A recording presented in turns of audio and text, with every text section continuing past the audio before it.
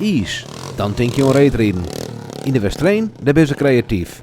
Maar wat dit nou weer is... Het is het verjaardagswiel is van een BMX. En dit is van een kart. En dit is van een motocross. En zo ga ik alles een beetje bij elkaar los en maken. En nou, het is perfect voor op de is eigenlijk nou. Dus nou ja.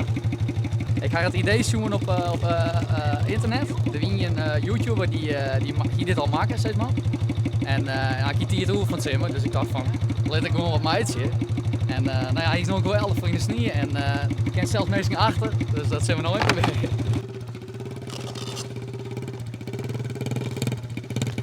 De man doet net voor het eerst.